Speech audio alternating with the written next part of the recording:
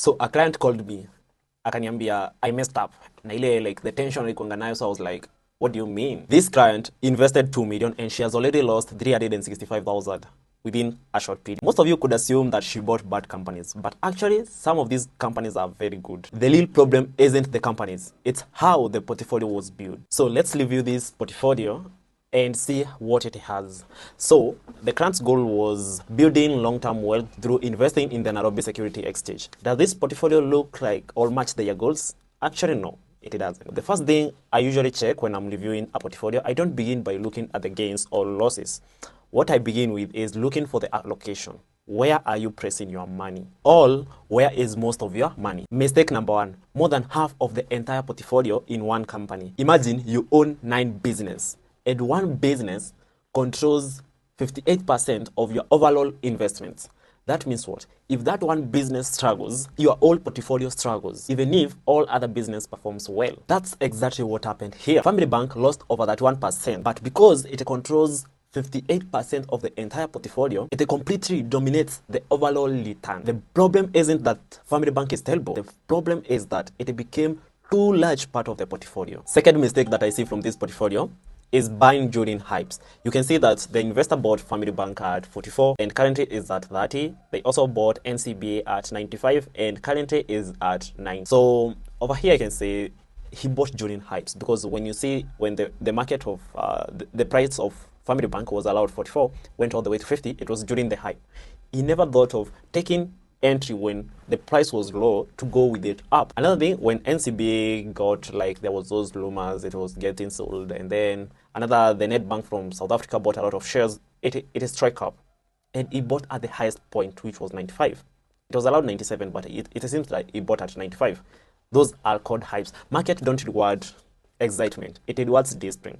Okay, and that's something most of the beginner investors don't usually know. Let's go to the third mistake. I can see banking sector concentration. So we have several banks, that is Family Bank, NCBA, Equity, DTB, KCB, 5 banks. You think you have diversified, but you haven't diversified, because we have exposed the portfolio to the same economic factors. It can be interest rates, we have loan defaults, we have regulations, economic growth. All those factors affect banking sectors. When we say diversification, it's diversifying across different sectors, not too many companies. There is that difference. You can diversify in so many companies, but all those companies can be in one sector. But when we mean by diversification, is diversifying the risk across multiple sectors. Let's go to mistake number 4, penny stocks.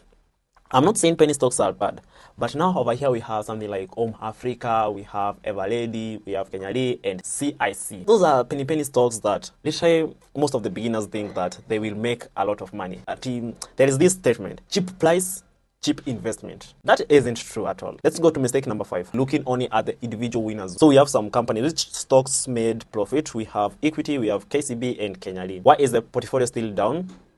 Because the portfolio depends on the weight, not picking on winners. What do I mean by this? Imagine investing and earning 15,000, and on the other side you invested and lost 350,000. You have still lost money. You can see, like Risha, he has 3 profits companies, but the weight is over one company which has lost a lot of money, because the weight goes on the allocation side, not on the companies you have profit on. Mistake number 6, position sizing. So over here I can see something. So a professional investor don't ask, what should I buy? They usually ask themselves, how much should I buy? Those are 2 different questions you can ask yourself. Buying a good company with too much money can be worse than buying an average company with a sensible positioning sizing.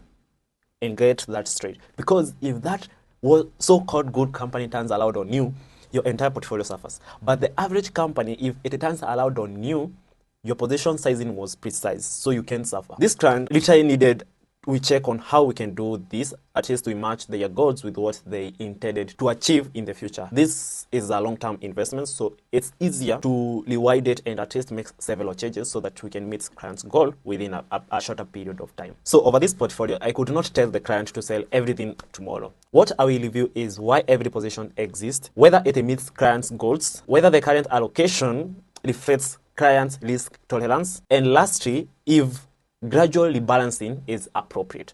Those are the key things I will look at. 3 key lessons every investor should know.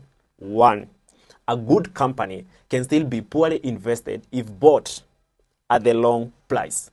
Because even if a company is house strong and you entered at the long moment, you will still struggle with it. Second, diversification means spreading risk across different sectors, not owning different companies. There is key difference. You can own different companies, but they are all in the same sector. But you have to diversify the risk across different sectors. The last one, how much you invest in each company can matter just as much as which company you choose.